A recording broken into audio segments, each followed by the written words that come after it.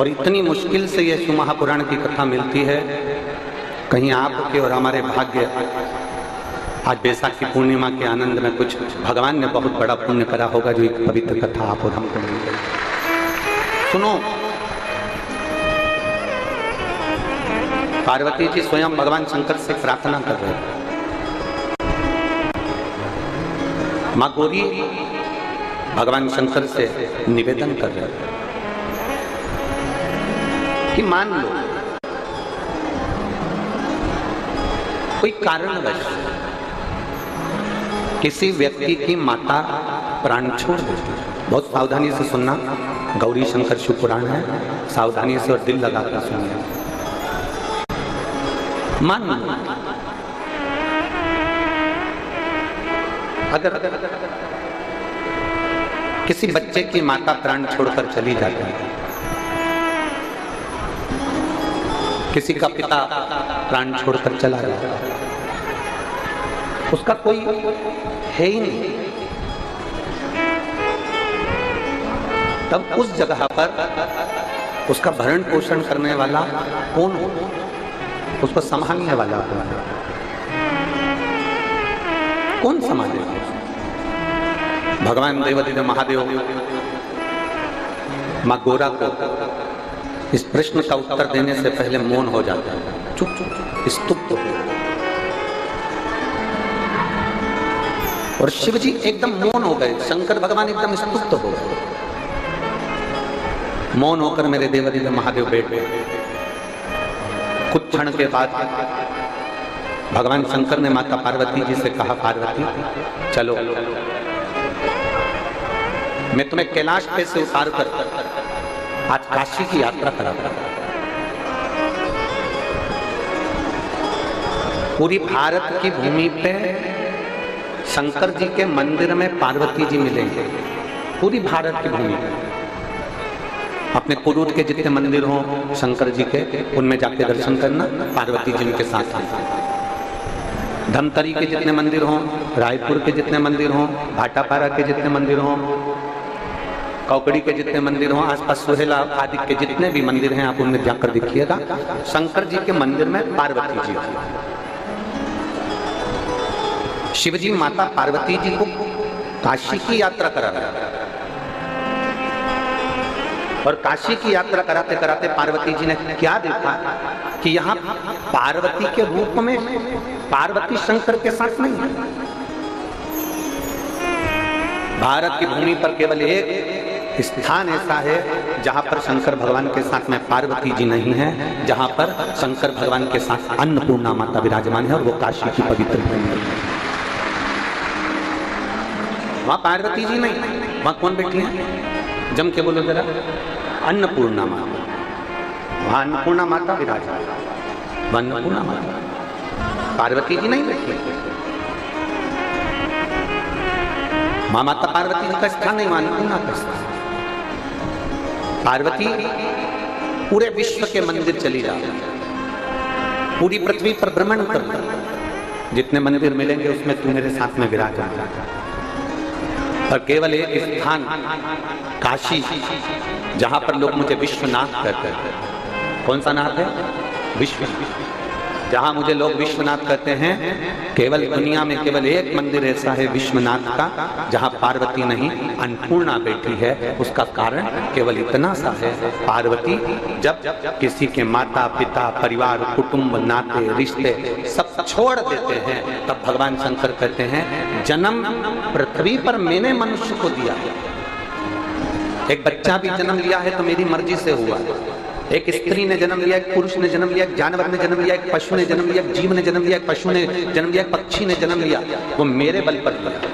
तो भगवान शंकर कहते हैं मुझे लोग विश्वनाथ कहते हैं। विश्वनाथ का मतलब है कि विश्व में जन्म लेने वाला कोई अनाथ नहीं होता, उसका नाथ शंकर होता है, उसका नाथ शिव होता है, उसका नाथ उगड़ता नहीं होता। पार्वती, यहां पर आप पार्वती बनकर नहीं बैठे, पार्वती आप यहां पर क्या बनकर बैठी हो? जम के बोलो जरा, अन्नपूर्णा। यहाँ आप पार्वती बनकर नहीं बैठी, आप यहाँ अन्नपूर्णा बनकर बैठी। अन्नपूर्णा का मतलब होता है कि संसार में मनुष्य भूखा उठता जरूर है, पर अन्नपूर्णा तू मेरे साथ विश्वनाथ के पास में बैठी है, इसलिए संसार का कोई मनुष्य भूखा सोता नहीं है। तो भूखा नहीं सोए, भूखा तो सो ही नहीं सकता।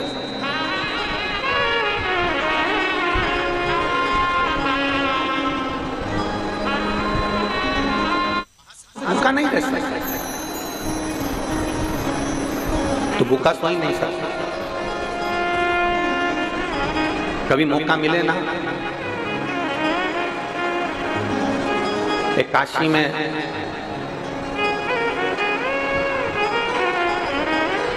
दीपावली के दूसरे दिन अन्नपूर्णा का खजाना लुटाया दिया गया। और कभी मौका मिले तो कुबेरेश्वर धाम पर, जिसका नाम कुबेर भंडारी है, कुबेरेश्वर सीहोर में, कभी मौका मिले तो दीपावली के दूसरे दिन वहां से भी खजाना दिया जाता है। ये दोनों खजाने एक ऐसे खजाने हैं जिसको लाल वस्त्र के अंदर अपनी अलमारी में अगर रखा जाए, कंगाल से कंगाल व्यक्ति भी एक ना एक दिन धनपति होता है। तो केवल एक ही दिन मिलता है। अन्नपूर्णा का खजाना काशी में, कुबेर भंडारी का खजाना दीपावली के दूसरे दिन सुबह प्राप्त हो। शिव तत्व की प्राप्ति। पार्वती, मैं विश्वनाथ, विश्वनाथ, मृत्यु लोक में जन्म लेने वाला कोई मनुष्य अनाथ नहीं है। कई माताएं कह देती हैं मैं तो अकेली पड़ गई, नहीं। कई बच्चे कह देते हैं गुरुजी हमारा कोई नहीं है, हम अकेले।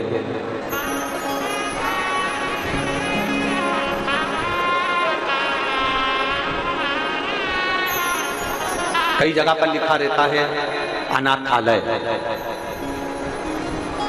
कई जगह पर लिख देते हैं लोग अनाथालय, पर हम हाथ जोड़कर निवेदन करते हैं अनाथालय लिखने की जगह लिखो कि विश्वनाथ का घर, अनाथालय नहीं। यहाँ पर आप पालन कर रहे हो ना बच्चे का, यहाँ बच्चे का पोषण कर रहे हो, पालन कर रहे हो, तो वो अनाथ कैसे हो सकता है? कि जिसके सिर ऊपर तेरा हाथ प्रभु, सो दुख काहे का पाए प्रभु, वो दुख काहे का पाए प्रभु। जिसके सिर ऊपर तेरा हाथ प्रभु, वो दुख काहे पाए प्रभु, वो दुख काहे को पाए प्रभु। जो जावे तेरे सत्संग में, जो जावे तेरे सत्संग में, वो दुख काहे को पाए प्रभु, वो दुख काहे को पाए प्रभु।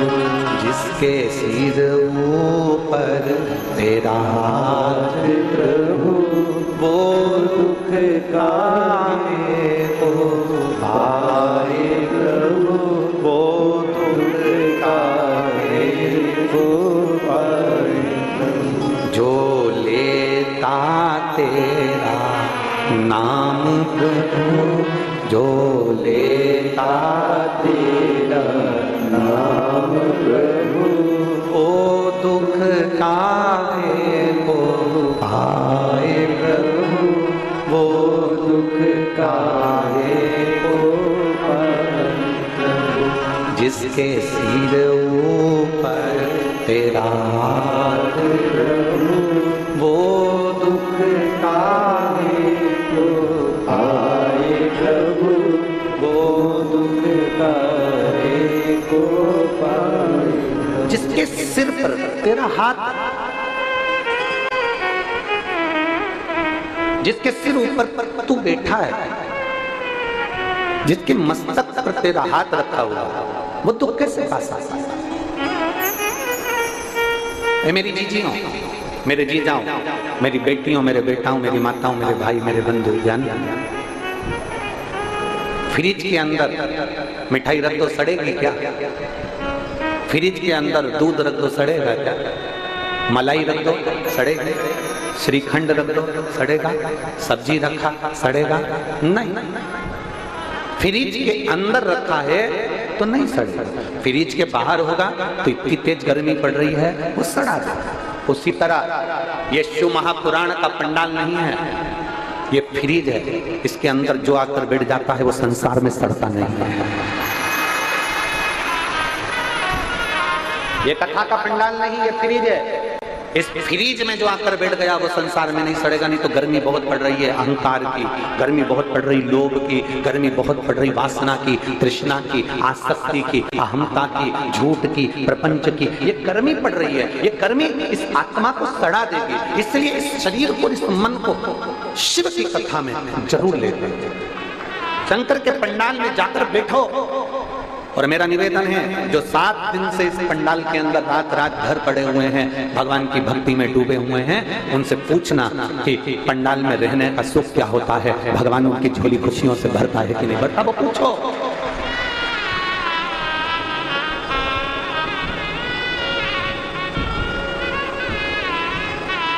हमसे अगर कोई जजमान बात करता है और हमसे पूछता है कि गुरुजी शिव महापुराण का सबसे ज्यादा फल कब मिलता है, हम उनसे कहते हैं अपना धन, अपनी चेन, मंगलसूत्र, मोबाइल, पर्स सब घर छोड़ो। भले तुम 5-6 दिन अपने घर में रहो, मना नहीं है, पर भले तुम यजमान हो, एक रात्रि तुम कथा के पंडाल में दरी बिछाकर सो कर देखो, उसका आनंद क्या है, उसका सुख क्या होता है। श्रीमद् भागवत में तो लिखा हुआ है, भागवत के नियम में, कि दरी बिछाकर सोना चाहिए, एक समय फलाहार, एक समय भोजन करना चाहिए, फिर ऐसा करना चाहिए। श्रीमद् भागवत में बहुत सारे नियम बताए हैं। शिव महापुराण का कोई नियम नहीं है। शिव महापुराण का केवल एक नियम है कि जिस मन से, जिस भाव से, जिस दिल से आप शंकर के भक्त की सेवा कर सकते हो, उस भाव से करो। और शिव महापुराण की कथा को पंडाल में रहकर एक रात्रि विश्राम कर, एक रात्रि विश्राम क्यों? शिव महापुराण की कथा करती है, काशी में एक रात्रि रुकोगे, सोमनाथ में एक रात्रि रुकोगे, महाकाल में एक रात्रि रुकोगे, ओंकारेश्वर में एक रात्रि रुकोगे। कभी तुम 12 ज्योतिर्लिंग की कथा सुनना, उसमें वर्णन आता है कि प्रत्येक ज्योतिर्लिंग में एक रात्रि जरूर रुकना चाहिए। और शिव महापुराण में लिखा वेदव्यास जी ने, अगर 12 ज्योतिर्लिंग में आप एक रात्रि नहीं रुक सकते तो शिव महापुराण के पंडाल में एक रात्रि रुकना चाहिए, एक रात्रि का विश्राम। इसलिए हम कहते हैं कथा का 6वां दिन कौन सी रात्रि कहलाती है? शिवरात्रि। हम कहते हैं शिवरात्रि कहलाती है। एक रात्रि आप विश्राम कर शंकर को पाने का प्रयास करो, शिव को ढूंढते हैं।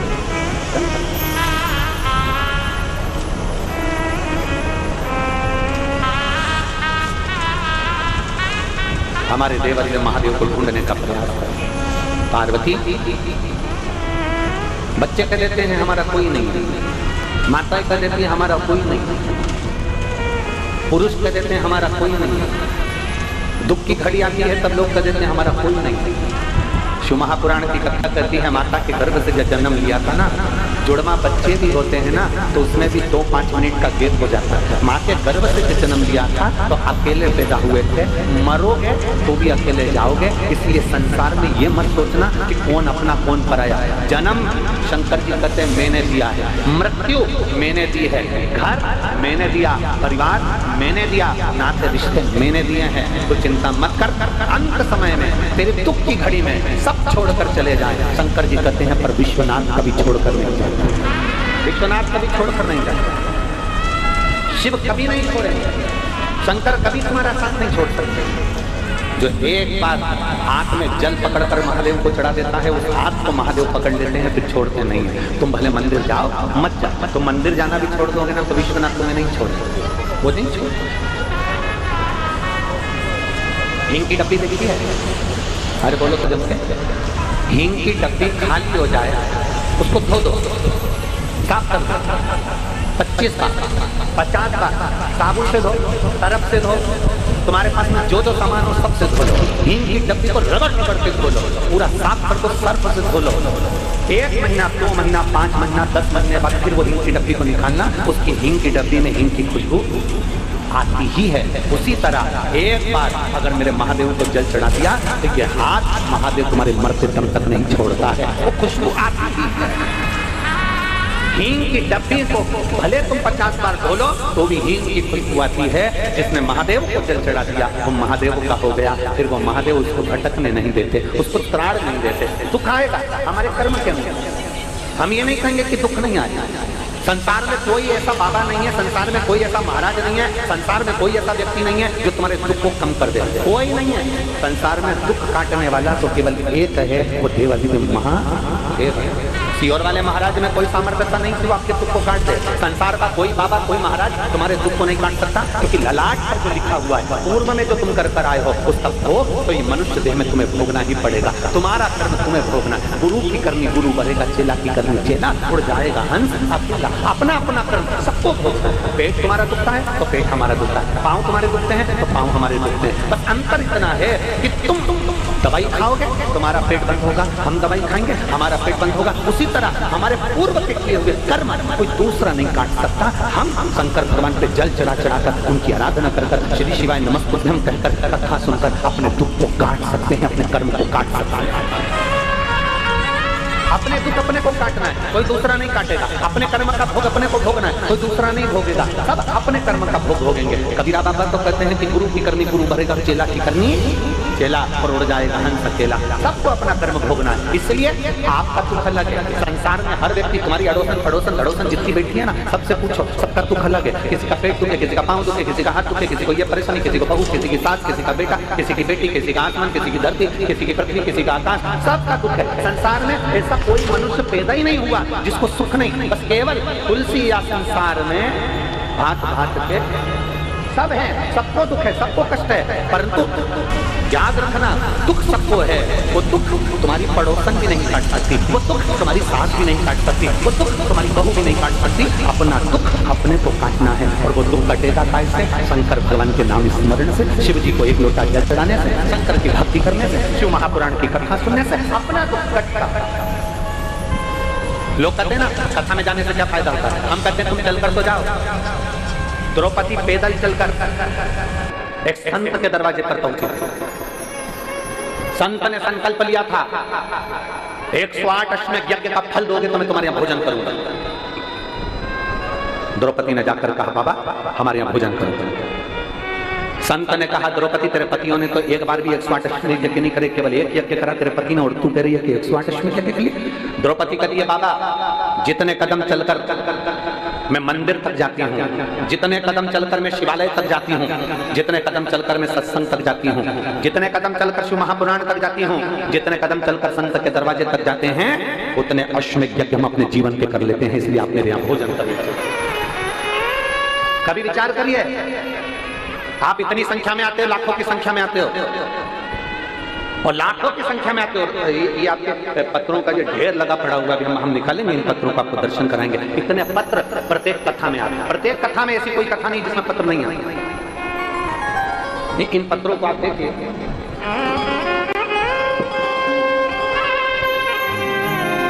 और प्रत्येक कथा में ऐसे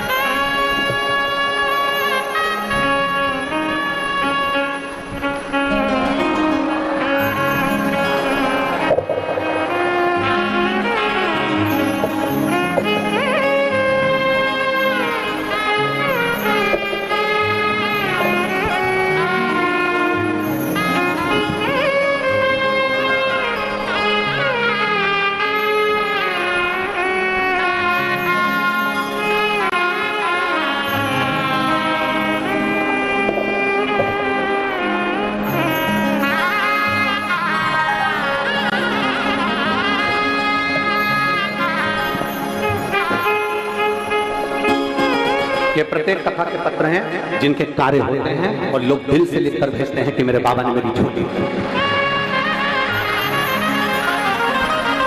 इसमें मोबाइल नंबर भी होता है, एड्रेस भी होता है, कौन से गांव का है, क्या फोन नंबर है, क्या मोबाइल नंबर है, इन पत्रों में होता है। ये लाखों की भीड़, ये लाखों के भक्त शिव महापुराण में ऐसे ही नहीं आ जाते। बैठ कर जब वो बाबा से झोली पसार कर प्रार्थना करते हैं तो अगली कथा में उनका भी पत्र वही मिलता है, मंच के ऊपर जाता है।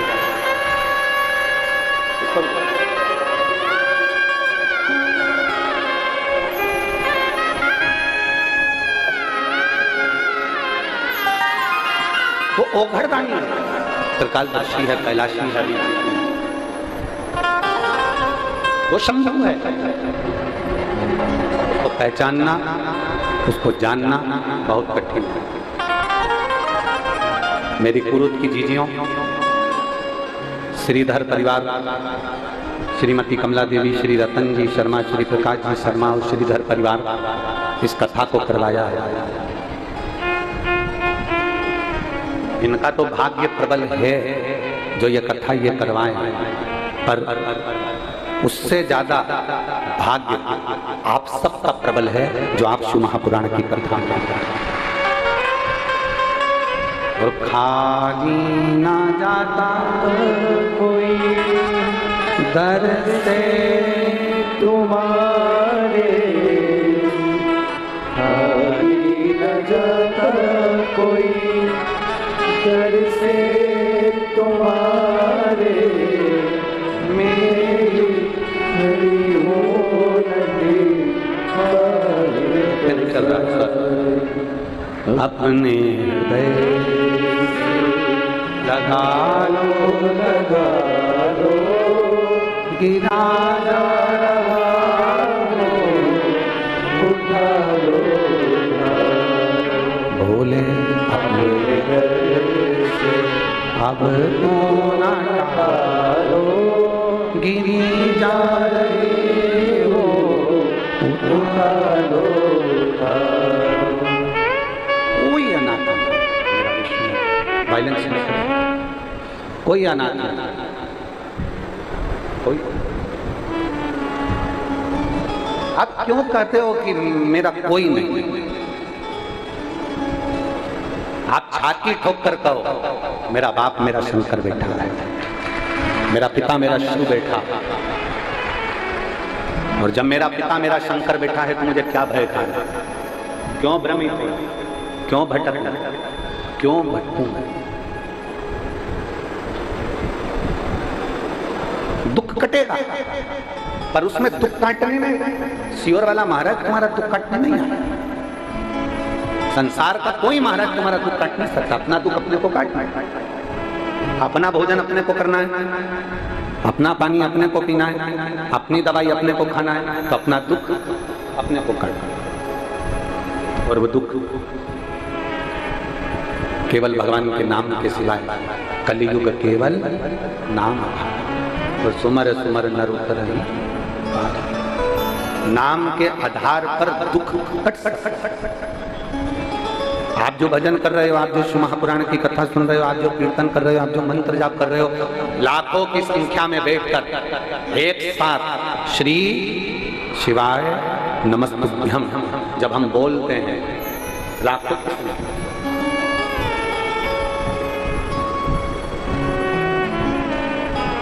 पूरी पृथ्वी पर केवल एक द्रौपदी थी, पूरी पृथ्वी पर।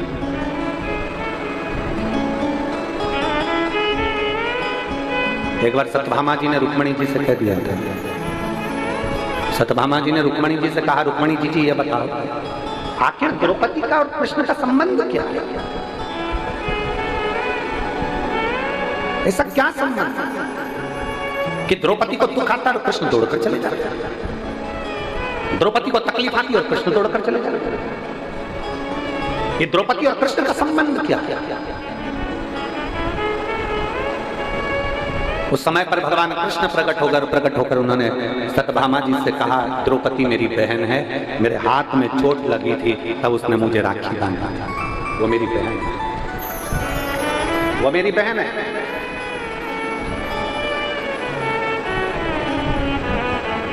कृष्ण चले गए, फिर तो सत्यभामा बहुत प्रश्न करे। सत्यभामा जी ने फिर प्रश्न करा, रुक्मिणी जी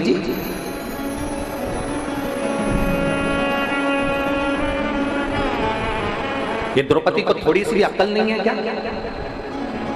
क्यों? रजस्वला धर्म से 3 दिन का रजो धर्म था इसका, और इसने हमारे स्वामी को पुकार लिया, भगवान को बुलाया और भगवान ने जाकर इसका चीर बढ़ा दिया। रजो धर्म में तो स्त्री मंदिर नहीं जाती, सामान नहीं छूती, और इसने भगवान को पुकारा और भगवान जाकर उसका चीर बढ़ा दिया। समझ में नहीं आया मुझे, तो ये खेल समझ में नहीं आया मुझे, ये खेल समझ में नहीं आया। भगवान कृष्ण फिर प्रकट हुए और भगवान कृष्ण ने कहा, सुनो सत्यभामा, शुद्ध हो अशुद्ध हो,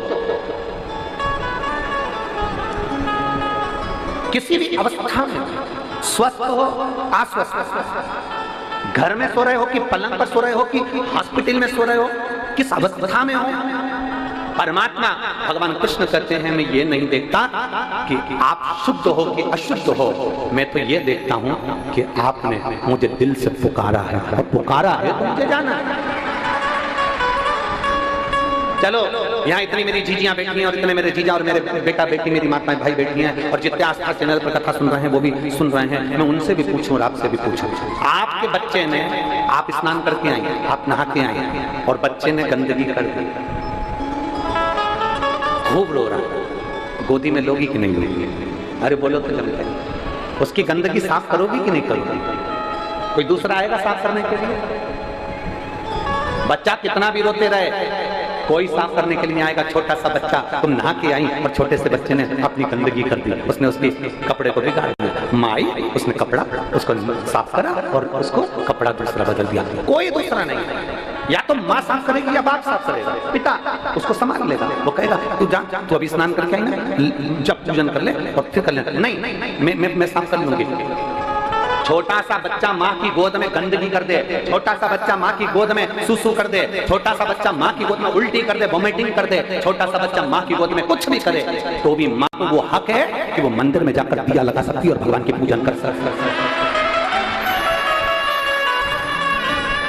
माँ को वो हक है, अपने बच्चे की गंदगी साफ करने वाली माँ मंदिर में जा सकती है, पूजन कर सकती है, आराधना कर सकती है। एक बार गंदगी करी और तुम वापस नहाने जाओगे क्या? अरे बोलो तो जम के, फिर बच्चे ने गंदगी कर दी फिर नहाने जाओगे क्या? नहीं। बच्चा गंदा हो गया तो माता पिता ने उसके कपड़े साफ करे, माता पिता ने उसको संभाल लिया। उसी तरह भगवान कृष्ण कहते हैं, अगर संसार का मनुष्य किसी भी अवस्था में, अच्छी बुरी किसी भी अवस्था में मुझे पुकारता है, तो भगवान कहते हैं मैं जगत का बाप हूं, मेरा नाम जगन्नाथ है, मुझे जाना पड़ता है। जगत का बाप हूं जगन्नाथ हूं, मुझे जाना पड़ता है। जगत का बाप हूं विश्वनाथ हूं, मुझे जाना पड़ता है। जगत का बाप हूं द्वारकानाथ हूं, मुझे जाना पड़ता है। जगत का बाप हूं बद्रीनाथ हूं, मुझे जाना पड़ता है। जगत का बाप हूं केदारनाथ हूं, मुझे जाना पड़ता है। जगत का बाप हूं सोमनाथ हूं, मुझे जाना पड़ता है। मैं जगत का बाप हूं, मेरा बच्चा जिस अवस्था में पुकारेगा मुझे जाना पड़ेगा, जिस अवस्था।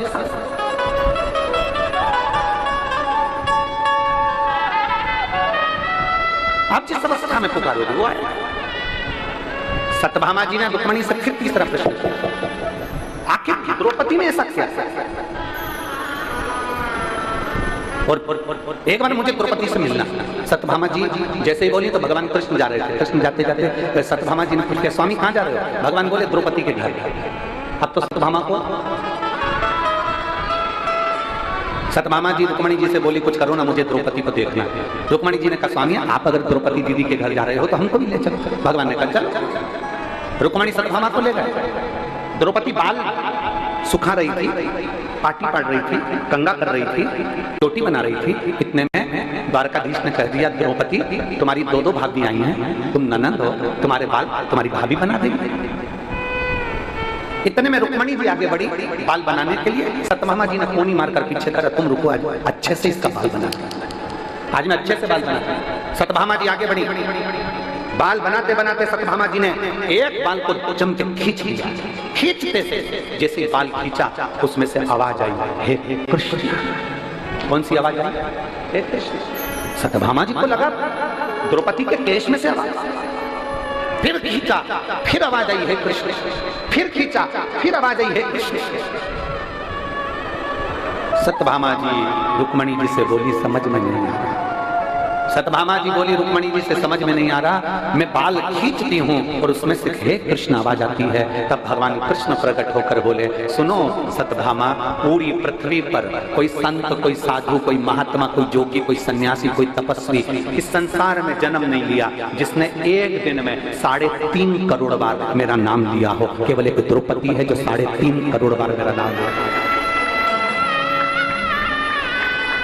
मनुष्य के शरीर पर 3.5 करोड़ रोम छिद्र हैं। एक एक शरीर का एक एक रोम गिना जाए तो 3.5 करोड़ रोम छिद्र इस मानव के शरीर पर हैं। ये 3.5 करोड़ रोम छिद्र मनुष्य को केवल एक दिन में 3.5 करोड़ बार मेरा नाम लेने के लिए दिया है। पर मनुष्य खाने में, भोग में, विलास में इतना डूबा रहता है कि वो 3.5 करोड़ बार मेरा नाम नहीं ले पाता। केवल संसार में एक द्रौपदी ऐसी है जो एक दिन में 3.5 करोड़ बार मेरा नाम लेती है, इसलिए मैं दौड़कर इसके पास आ। केवल एक द्रौपदी है जो 3.5 करोड़ बार मेरा नाम लेती है। सत्यभामा जी हाथ जोड़कर खड़ी हो गई, हम भी आपका 3.5 करोड़ बार नाम नहीं ले पाते, हमारे लिए कोई आज्ञा करो कि हमको 3.5 करोड़ बार नाम का फल प्राप्त हो जाए, ऐसे कुछ कृपा कर दो। भगवान कृष्ण ने कहा, द्रौपदी सत्यभामा उसका केवल एक साधन है। शंकर भगवान माता सती को कुंभज ऋषि की कथा सुनाने ले गए थे। मेरे भोले बाबा अमरनाथ की गुफा में पार्वती को कथा सुनाने ले गए थे। अगर 3.5 करोड़ बार मंत्र का, जाप का, नाम का फल पाना है तो किसी शिव महापुराण की पंडाल में जाकर बैठ जाओ, जितने भक्त नाम लेंगे उसका सारा पुण्य आप और हमको प्राप्त होगा। 3.5 करोड़ बार आप इतने सारे भक्त मिलकर जब श्री शिवाय नमस्तुभ्यं कहते हो, ओम नमः शिवाय कहते हो, नमः शिवाय कहते हो, राम नाम बोलते हो, कृष्ण नाम बोलते हो, भगवान का नाम बोलते हो और भजन में ताली बजाते हो तो वो शब्द टूटता है। अब ये इतने लाख लोग, 10 लाख 8 लाख लोग एक साथ, अगर 10 लाख लोग एक बार में नाम बोलेंगे तो 10 लाख नाम तो हो गए, और 10 लाख लोगों ने 5 बार नाम बोला तो 50 लाख हो गए, और 50 लाख लोगों ने ताली बजाकर मंत्र का जाप करा तो वो शब्द टूटा। टूटने के बाद 3.5 करोड़ रोम छिद्र में समाहित हो जाता है। 3.5 करोड़ रोम छिद्र में समाहित होता है। लोग पूछते हैं कि शिव महापुराण की कथा में जाने से हमारा काम क्यों हो जाता है? शंकर जी की कथा में पहुंचे हमारी बीमारी कम हो गई, शंकर जी की कथा में पहुंचे हमारे घुटने सही हो गए, शंकर जी की कथा में पहुंचे हमारी पीठ सही हो गई, शंकर जी की कथा में पहुंचे हमारी बहू को बेटा हो गया, शंकर जी की कथा में पहुंचे तो हमारी बीमारियां ठीक हो गई। उसका कारण क्या होता है? उसका केवल एक कारण है कि शंकर की कथा में ये 3.5 करोड़ रोम छिद्र का शरीर जब भगवान के मंत्र जाप में डूबता है, जैसे तालाब में नहाओगे तो पूरे कपड़े भी गीले होंगे और शरीर भी गीला होगा, बाल भी गीले होंगे, उसी तरह शिव महापुराण की कथा में जाओगे तो ये पूरा शरीर भगवान की भक्ति में गीला हो जाता है और हमारा दुख समाप्त हो जाता है। 21,600 श्वास प्रतिदिन निकल रही है, उस श्वास में शंकर का नाम मूल होगा। ये जितनी माताएं आई ना, आप में से लिख के रख लेना, कई माताओं के पत्र अमलेश्वर महादेव, अमलेश्वर की कथा में हम खुद पढ़कर सुनाएंगे कि आपके पत्र क्या आपके पत्र हैं। अगर दिल से कथा सुनिए और विश्वास के साथ सुनिए, भरोसा कर कर सुनिए कि मुझे मेरे बाबा से मतलब है, मेरा बाबा मेरा काम करेगा, मतलब भरोसा पक्का है, मेरा भरोसा टूटने वाला नहीं। मेरे बाबा दया करना, मैं तेरे भरोसे हूँ। मेरे बाबा दया, सब बोलिए सब,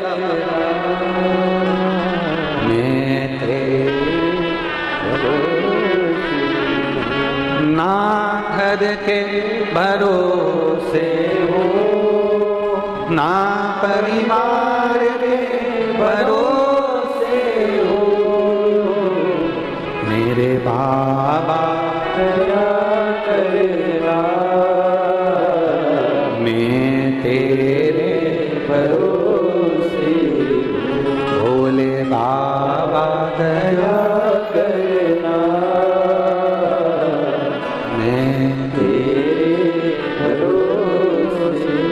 हम उसके आश्रित हो जाए, उसके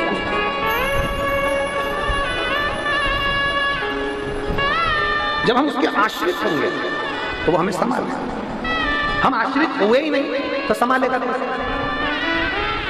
चलो एक प्रैक्टिकल करो, तुम्हारे छोटे बच्चे को इस टेबल पे चढ़ा दो, उस टेबल पे चढ़ा दो और बच्चे से तो कूद जा, कूदेगा कि नहीं कूदेगा? कूदेगा ना। क्यों कूदेगा? क्योंकि उसको मालूम मेरी मम्मी खड़ी है, उस बच्चे को मालूम है मेरा पापा खड़ा है, उस बच्चे को मालूम है मेरी आंटी खड़ी है, मेरा अंकल खड़ा है, मेरा मामा, मेरा फूफा, मेरी बुआ मेरे पास खड़ी है। उस बच्चे को मालूम है कि मुझे संभालने वाला कोई खड़ा है, तो बच्चा ऊपर से कूद जाता है।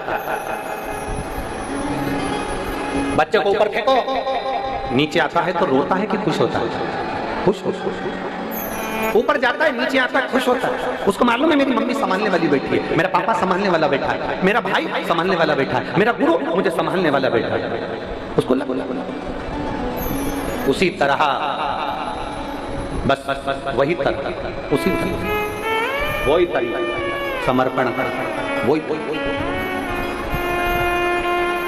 वही तरीका।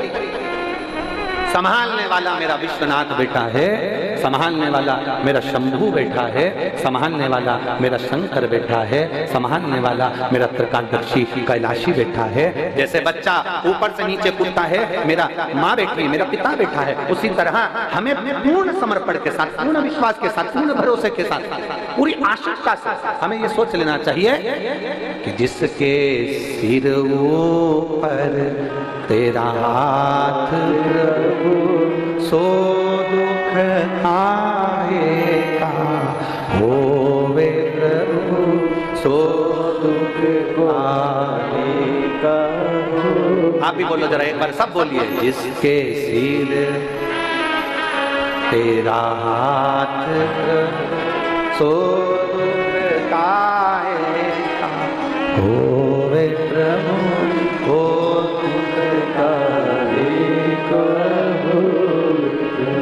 अब क्यों दुख? संभालने वाला वो बैठा है, वो संभाल, वो संभाल। और मेरे बाबा तेरा सहारा है, मेरे भोले तेरा सहारा है, मेरी नैया का तू किनारा है, मेरी नैया का तू किनारा है। मोबाइल है आप लोगों के पास में? काई के लिए रखी हो? कथा में मोबाइल का क्या क्या? मेरे भाइयों के पास मोबाइल है? अरे बोलो तो जम के। कथा में क्या जरूरत है मोबाइल की? अरे महाराज, कथा में मोबाइल की जरूरत नहीं है। जरूरत तो जब हम जाते हैं ना, गाड़ी के लिए जरूरत पड़ती है। मतलब मोबाइल की जरूरत कब पड़ रही है? कथा में जरूरत नहीं है। जब हम बाहर निकलेंगे, फोन लगाएंगे, कहाँ खड़ी है गाड़ी? दिख नहीं रही? कौन से गेट पे? 2 नंबर, 1 नंबर, 4 नंबर, कहाँ हो?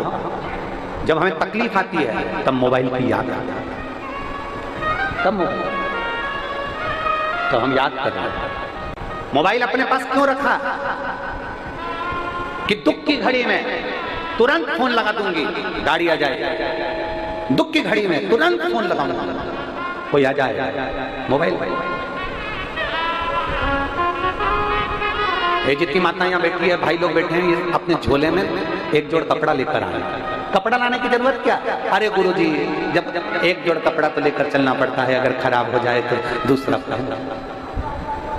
तकलीफ के समय पर वो कपड़ा काम आ जाएगा, तकलीफ के समय पर कम्बल काम आ जाएगा, तकलीफ के समय पर दरी काम आ जाएगी, तकलीफ के समय पर मोबाइल काम आ जाएगा, तकलीफ के समय पर तुम्हारे बैठने का आसन काम आ जाएगा। उसी तरह तुम्हारे दुख के समय पर तुमने जो 1 लोटा जल चढ़ाया है वो काम आएगा ही आएगा, ये निश्चित है, वो काम आएगा।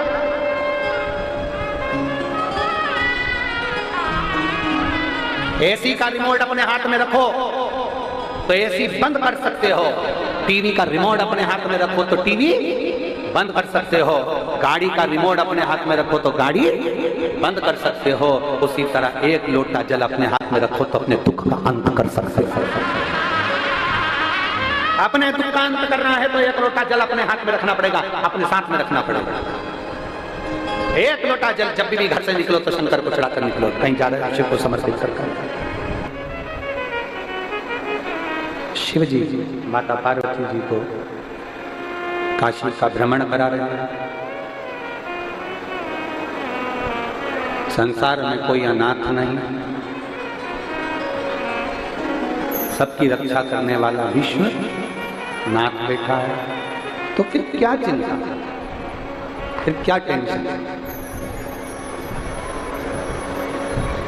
आप जितना भगवान की ओर आसक्त हो उतना उतना भगवान भी कृपा करता। आपको मालूम है रुक्मणी जी का विवाह भगवान कृष्ण के साथ क्यों हुआ? कारण क्या था रुक्मणी जी का विवाह भगवान कृष्ण के साथ? उसका केवल एक कारण।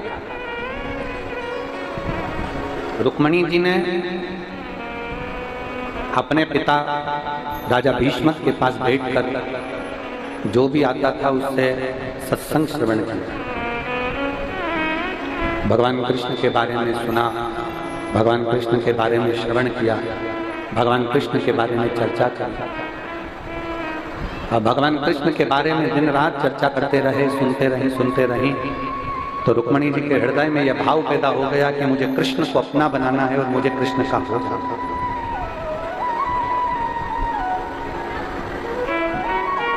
रामचरितमानस में भी प्रसंग आता है कि प्रथम भक्ति संतन कर संगा,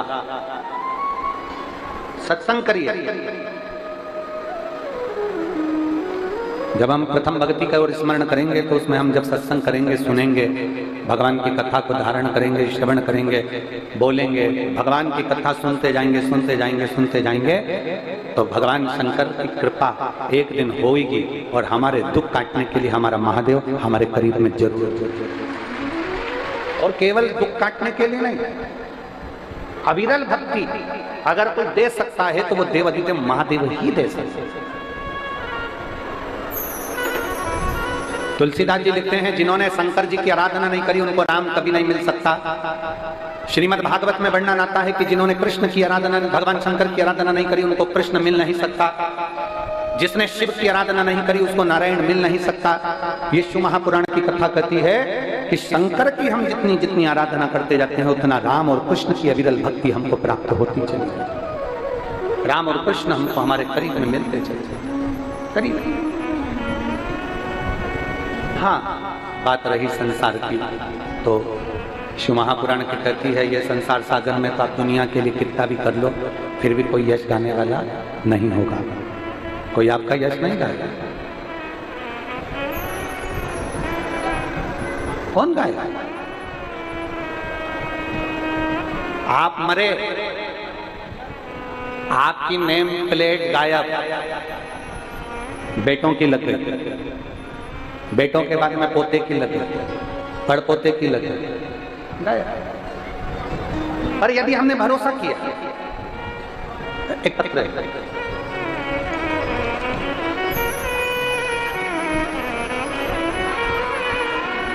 मैं ओम प्रकाश साहू, पत्नी पुष्पलता साहू, नवापारा अभनपुर के पास दादर झोरी, मेरा मोबाइल नंबर ये है, कहीं बैठी हो तो हाथ हिला सकती हैं, अगर कहीं बैठी हो तो अपना हाथ हिला सकती हैं।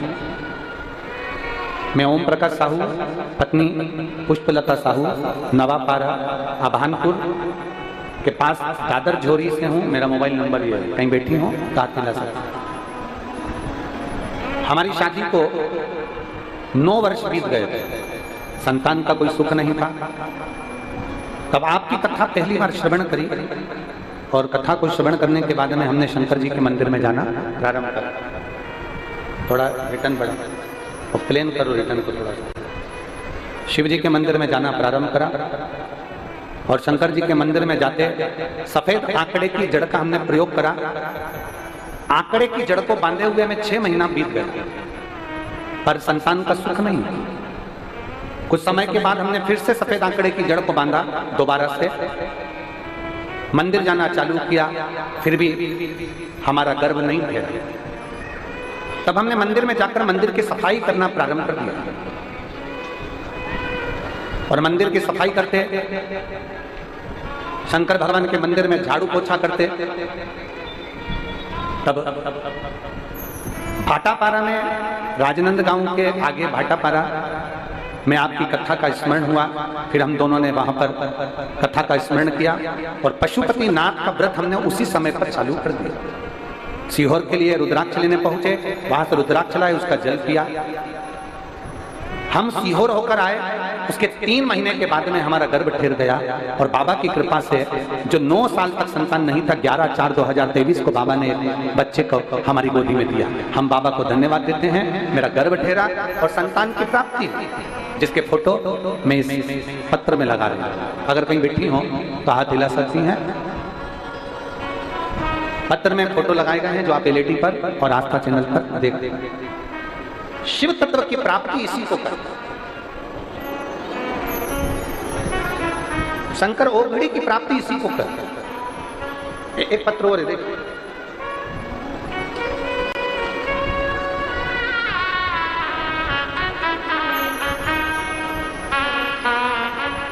लक्ष्मी साहू, पति श्री टिकेश्वर प्रसाद साहू, मैं ग्राम कुरुद, जिला धमतरी, छत्तीसगढ़ की निवासी हूं।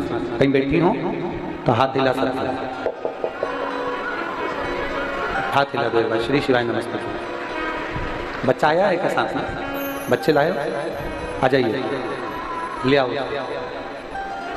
मैं लक्ष्मी साहू, पति श्री टिकेश्वर प्रसाद साहू, ग्राम कुरुद, जिला धमतरी, छत्तीसगढ़ की निवासी हूँ। मेरा मोबाइल नंबर भी है। प्लेन नहीं हो रहा है, गला पकड़ रहा है। सन 2022 में मेरे बच्चेदानी में 2 गठान हो गई थी, जिसका इलाज 1 साल तक चलता रहा, फिर भी वो ठीक नहीं हुई। डॉक्टरों ने भी बोल दिया कि आपका गर्भ नहीं ठहरेगा। दूसरी बार फिर इलाज प्रारंभ किया गया, पर वो गठान जैसी की जैसी रही। डॉक्टरों ने कहा तुम्हारा गर्भ नहीं ठहर सकता, क्योंकि गर्भाशय में 2 गठाने हैं और नस चोक, जिसके कारण बस तुम्हारा गर्भ नहीं ठहरेगा। तब हमें करते क्या, पहली बार आपकी कथा YouTube पर श्रवण करी, और जनवरी 2023 में गुड़ियारी रायपुर में आपकी कथा सुनने के लिए हम दोनों पति पत्नी पहुंच गए। गुड़ियारी रायपुर में बैठकर हमने कथा सुनी। वहां की जमीन की रच को हमने अपने गर्भाशय में लगाया, और गर्भाशय में लगाने के बाद में वहां से प्रणाम कर कर पशुपति नाथ का व्रत चालू कर दिया। पशुपति व्रत करते, शिवजी के मंदिर में जाते, नंदी के पास बैठकर एक बेलपत्र खाते, बेलपत्र खाते और बाबा से प्रणाम कर कर कहते, बाबा मेरे गर्भाशय में 2 गठान हैं, संतान की प्राप्ति नहीं हो रही, कई साल हो गए, बाबा कृपा कर दीजिए। तब बाबा का मैं क्या गुणगान करूं गुरुदेव।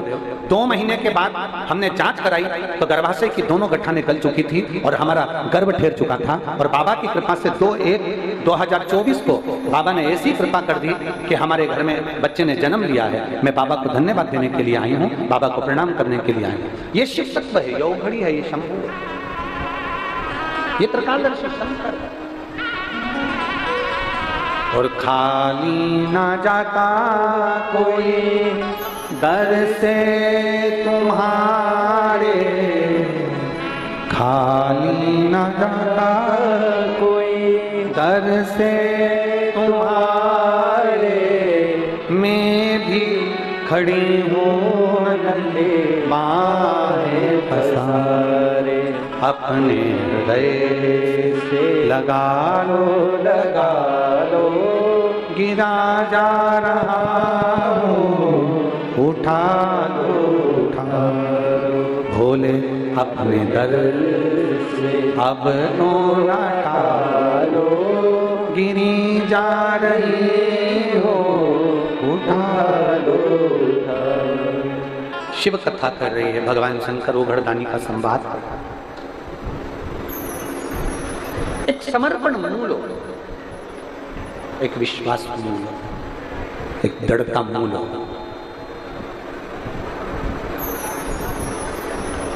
तुम सोचो कि हम किसी को मोबाइल दिला दिए तो वो हमारी सुनेगा। तुम सोचो कि हमने किसी को मकान दिला दिया तो वो हमारी सोचेगा। तुम सोचो कि हमने किसी को बहुत सारा धन दे दिया तो वो हमारी सोचेगा। हमारे लिए विचार करेगा? नहीं। पक्षी को अपने घर में कितना भी पाल ले, पक्षी उड़ेगा ना तो तुम्हारी छत पर नहीं बैठेगा, वो दूसरे की छत पर ही बैठेगा। पक्षी को तुम कितना भी दाना दे लो, पक्षी को तुम कितना भी पाल लो, पक्षी को तुम कितना भी लाड लड़ा लो, पक्षी हमेशा दूसरे की छत पर जाकर ही बैठता है। उसी तरह तुम कितना भी किसी के लिए कर लो, जब तुम्हारा बुरा वक्त आएगा ना तब कोई तुम्हारा साथ नहीं देगा, केवल एक देवाधिदेव महादेव तुम्हारा साथ देगा, उसके सिवाय कोई तुम्हारा साथ देने वाला कोई नहीं। अंत समय प्रभु आना पड़ेगा, वचन दिया तो निभाना पड़ेगा। आए आए प्रभु कुटुंब कबीला, अंत समय प्रभु आना पड़ेगा, और वचन दिया तो निभाना पड़ेगा। कौन सा? पक्षी को दाना खिला लो, पक्षी दूसरे की छत पर ही जाकर बैठे, दूसरे की छत। आप किसके लिए कितना भी कर लो, किसी के लिए आप जान निकाल कर रख दो तो भी वो तुम्हारा नहीं हो सकता। कब तक अच्छा लगेगा? जब तक तुम देते रहो। जिस दिन तुमने देना बंद करा उस दिन तुम बुरे हो जाओ। ये दुनिया के लोग तुम्हारी अच्छाई नहीं देखते, दुनिया के लोग तुम्हारी बुराई देखने के लिए बैठे हैं। अच्छाई देखने के लिए कोई नहीं बैठेगा, दुनिया के लोग तुम्हारी बुराई देखने के लिए बैठते हैं। तुमने क्या अच्छा करा उससे कोई मतलब नहीं है, तुमने क्या करा संसार के लिए उससे कोई मतलब नहीं है, तुमने दुनिया के लिए क्या करा उससे मतलब नहीं है। पर तुमने कुछ जरा सा भी गड़बड़ कर दिया, तुमने जरा सा भी कुछ अपशब्द कह दिया, तुमने जो जरा सा भी कुछ गड़बड़ किया, बस दुनिया के लोग उसका पीछा पकड़। ये दुनिया है, इसका नाम ही दुनिया। दुनिया का मतलब है दो मुंह के लोग, दुगनिया। दुनिया का मतलब है दो मुंह के लोग, दो तरह के लोग, दो विचार के लोग, दो सोच के लोग। तो वो हमारे यहाँ कथा आती है श्रीमद् भागवत कथा में, वो तानपात की कितनी धर्म पत्नियां थी? दो, एक सुनीति एक सुरुचि। लोगों ने पूछा गुरुजी तानपात की दो पत्नी थी, हमने कहा तुम्हारी भी तो दो ही हैं। कहा गुरुजी कैसी बात करते हो, वो तानपात की दो पत्नियां थी, हमारी दो कहाँ हैं? हमने कहा ये तानपात की दो पत्नियां नहीं है, हमारी दो आकांक्षाएं, हमारी दो इच्छाएं, हमारे दो मन है। हर व्यक्ति की दो पत्नियां, प्रत्येक संसार का मनुष्य जितना जन्म लेता उसकी दो इच्छाएं चलती, दो आकांक्षाएं चलती। कथा में आएगा तो दो इच्छा से आएगा, एक घर से निकला आज लाल कलर की साड़ी पहनूं कि नीली पहनूं, दो इच्छा होगी। अलमारी खोली तो दो इच्छा होगी, ये पहनूं कि ये पहनूं।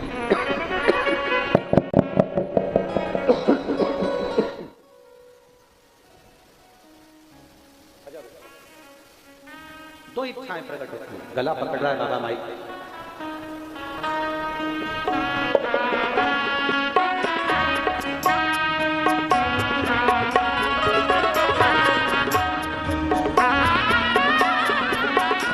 ये गर्भाशय में दो गठान थी और डॉक्टर ने मना कर दिया था संतान के लिए। ये देवाधिदेव महादेव की कृपा से पशुपति व्रत और शिव के मंदिर में जो झाड़ू पोछा करा सेवा करी।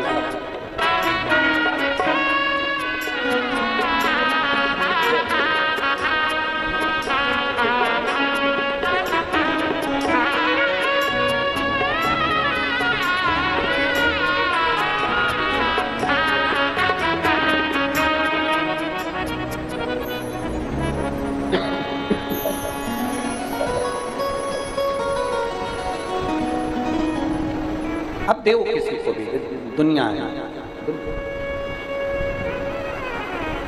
कितना भी कर लो किसी से कोई साथ नहीं है कोई। और अंत समय प्रभु आना पड़ेगा, वचन दिया तो निभाना पड़ेगा। आए ना आए प्रभु कुटुंब कबीला, अंत समय प्रभु आना पड़ेगा। आप किसके आश्रित होकर किसके आश्रित? उत्तानपाद की 2 धर्म पत्नियां सुनीति, सुरुचि। लोग कहते हैं हमारी एक है, हमने कहते दो मन, 2 चित्त, 2 वृत्ति, 2 इच्छा, आकांक्षा, 2। एक मन कर रहा है कथा में जाना है, दूसरा मन कह रहा है बहुत भीड़ बढ़ रही है। हो गए 2 मन। एक मन कर रहा है कथा में जाना है, दूसरा कर रहा है बहुत गर्मी पड़ रही है। एक मन कर रहा है कथा में आ भी गई तो इधर बैठूं कि उधर बैठूं, 2 मन है। इधर बैठ जाऊंगी महाराज अच्छे से दिख जाएंगे, उधर बैठ जाऊंगी तो ये संगीत वाले बीच में इनकी खोपड़ी आड़ जाएगी।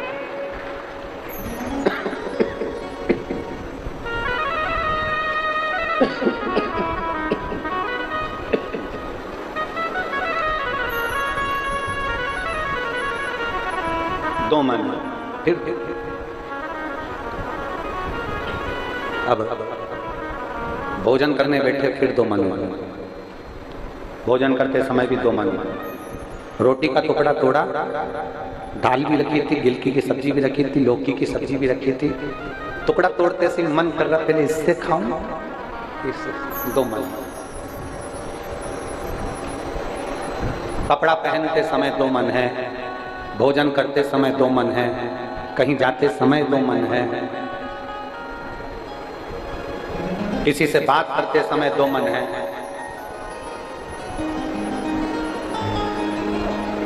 किसी से मिल रहे हैं तो 2 मन है। ये केवल उत्तानपाद की 2 धर्म पत्नियां नहीं, प्रत्येक जीव की 2 इच्छाएं, 2 मन चलते हैं। और एक पत्नी उत्तानपाद की सुनीति थी जिसके गर्भ से ध्रुव जी ने जन्म लिया था, और दूसरी पत्नी थी सुरुचि जिससे उत्तम ने जन्म लिया था। 2 मन में से एक मन हमें भटका देता है और दूसरा मन हमें परमात्मा की ओर लेकर जाता है। एक मन भटका रहा है, एक मन अच्छी जगह ले जा रहा है और एक मन बुरी जगह ले जा रहा है। ये जो क्या बोलते हैं इनको, पीने वाले उनको क्या बोलते हैं देसी भाषा में, बेवड़ा। ये जितने पीने वाले होते हैं ना, इनको देसी भाषा में लोग कहते हैं पिया हुआ है और बहुत। इस कसम खा लेते हैं, कसम, मेरे बच्चे मेरे को प्रिय है, मेरी पत्नी मुझे प्रिय है, मेरा परिवार मुझे प्रिय है, कल से हाथ नहीं लगाऊंगा, हाथ नहीं लगाऊंगा। 4, 5, शाम की 6, 7, 7:30 चला, फिर पी कर आ गया। किसी ने पूछा क्यों पी? बहुत गम था, आज मेरा दिल दुख रहा था इसलिए पी। अच्छा, अब एक बार इसके घर में बहुत खुशियां आ गई, शादी आ गया, ब्याह आ गया, फिर किसी ने पूछा क्यों पी? आज मेरा दिल बड़ा खुश था।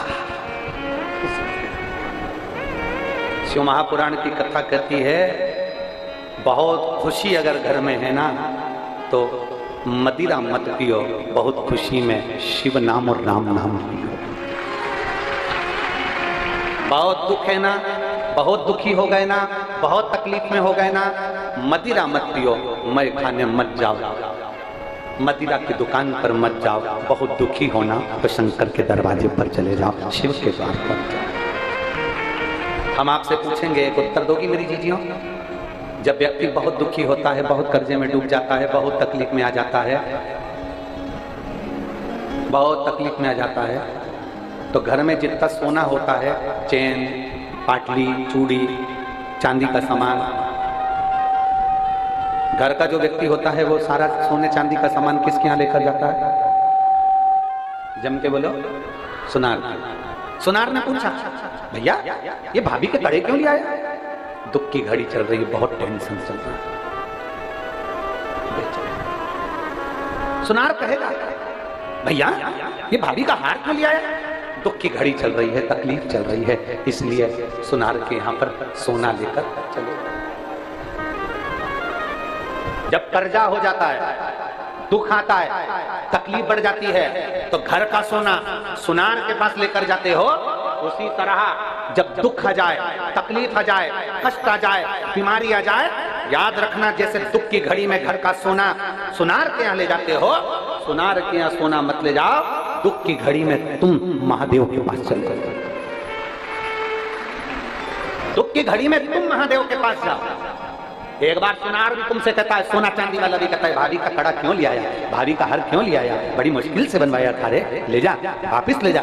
सुनार एक बार तो समझाता जरूर है कि इसको ले जाओ, मत बेच, क्यों बेच रहा है, ले जा, थोड़ा समय और निकले, समझाता है।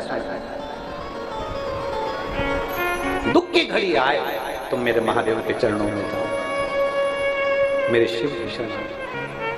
और फिर निवेदन करूंगा इस महापुराण के माध्यम से, बहुत ज्यादा यदि दुख आ जाए, बहुत, तो तुम्हारे नजदीक में कहीं शिव महापुराण की कथा हो ना, और मेरा कुबेर भंडारी आया हुआ हो, तो एक बार पंडाल में बैठकर शिव महापुराण की कथा 5-7 दिन की श्रवण। घर से चलो, एक छाता, 2 पानी की बोतल, बिछाने की दरी, ओढ़ने का कम्बल, साथ में एक डब्बे में थोड़ा सा चिवड़ा बना लो, परमल रख लो, या रोटी बनाकर दो 1 दिन की, उसमें ठेसा वगैरह जो भी हो, चटनी वगैरह लेकर चलो, अपना खा लिया, सो गए, सो गए।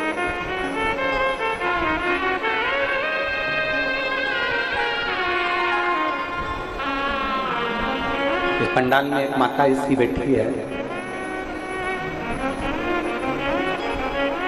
उम्र है लगभग 78 साल की। उसका पत्र हम लेकर नहीं आए, जहां हम ठहरे हैं वहां रखा है। 78 वर्ष की, घर से चली, बिछाने का लेकर, ओढ़ने का लेकर, सब साधन लेकर जिस पंडाल में जाती है, उस पंडाल में ये उसकी लगभग 8वीं या 7वीं कथा है। जिस पंडाल में जाती है, वो दरी पर जिस पे बैठती है, उस दरी पर से वॉशरूम के लिए या सोच कर्म के लिए भी नहीं जाती। 7 दिन अपनी इंद्रियों पर इतना कंट्रोल कर लेती है कि 7 दिन एक जगह पर अपना लाया खाती है, अपना लाया पीती है, और किसी से मांगती भी नहीं और कहीं जाती नहीं। अपना लाया रोटी लेकर चलती है, साथ में वो रोटी खुद की खाती है, किसी से मांगा नहीं, अपना स्वयं। और एक आप और अपन देने की मन में नहीं सोचते, कोई पानी का पाउच देने आया, घर से चली थी, 5 पानी के पाउच अपने को लेकर चलना था कि मेरी अड़ोसन पड़ोसन धड़ोसन को दूंगी, बाटल पानी के अपने साथ लेकर चलूंगी, अपनी पड़ोसन को दूंगी, बिस्कुट का पैकेट लेकर चलूंगा, दूसरे को दूंगा। और जिन जिन ने यहाँ पर इस पंडाल के अंदर जिसने खिलाया एक बिस्कुट का पैकेट का एक टुकड़ा भी, एक पानी की बोतल भी किसी को पिलाई है, एक इतनी बड़ी डायरी में लिखकर रखना। हम 3 महीना की गारंटी नहीं ले रहे, हम तो ये अमलेश्वर की कथा की गारंटी ले रहे हैं। 4 दिन बाद फिर मिलेंगे और बताना कि 50 रुपए खर्च करे थे तो 50 के दुगने चौगने हुए कि नहीं। छत्तीसगढ़ छोड़कर कहीं नहीं जा रहे, यहीं पे हैं तुम्हारे पास में, कि तुमने 10 रुपए का किसी को खिलाया तो उसका फल मिला कि नहीं, तुमने 20 रुपए का किसी को खिलाया तो उसका फल मिला कि नहीं मिला। और वो भी ध्यान रख लेना, जिनकी अखबार वालों ने छापी थी, जिनने ज्यादा मात्रा में दिया है, वो भी तैयारी रख ले, वो भी तैयारी रख ले। जिसने 1 के 10 करे, वो भी तैयारी रख ले। तुम भी एक ना एक कथा में मिलोगे, आंख में से आंसू ढलका, बाबा क्षमा कर, ज्यादा कमाने के चक्कर में हमने शंकर के भक्तों से खूब लूट लिया, बाबा क्षमा कर। वो भी तैयारी रखना, दोनों मिलेंगे। कल कथा में कहा था, आकाश में मिलेंगे, आकाश में नहीं, अमलेश्वर में मिलेंगे,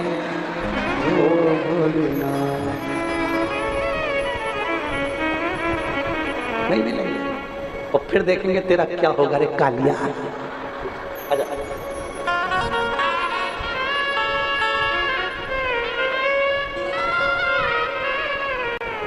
9 वर्ष तक संतान नहीं हुई और देवादिदेव महादेव की कृपा से 9 वर्ष के बाद संतान हुई है। एक बार जोरदार तालियां।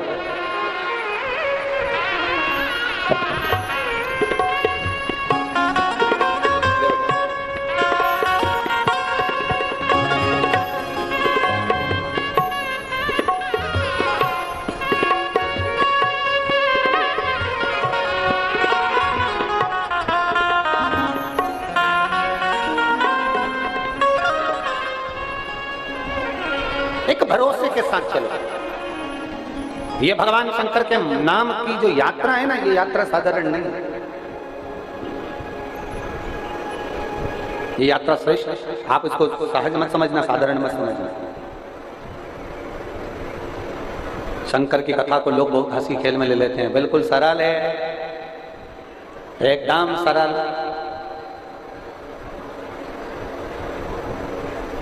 एकदम सहज है, कर लो। पर उसको समझना, उसको जानना बहुत कठिन है। शंकर भगवान को तो अच्छे अच्छे संत साधु गुरुजन भी नहीं जान पाए। स्वयं द्वारिकाधीश भगवान कृष्ण रुक्मणी जी से कहते हैं कि मैं शंकर की अविरल भक्ति को जान नहीं पाया।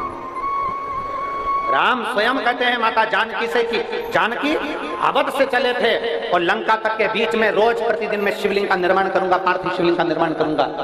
जानकी जी ने पूछा आखिर शिवलिंग में ऐसा क्या है? राम जी सीता जी से कहते हैं शिवलिंग को जान नहीं पाया, आज तक भी नहीं समझ पाया, और इतना जरूर जानता हूं कि शिवलिंग का मात्र स्मरण हमारी चित्त वृत्ति को सुख प्रदान कर देता है, हमें आनंद की अनुभूति करा देता है, केवल स्मरण।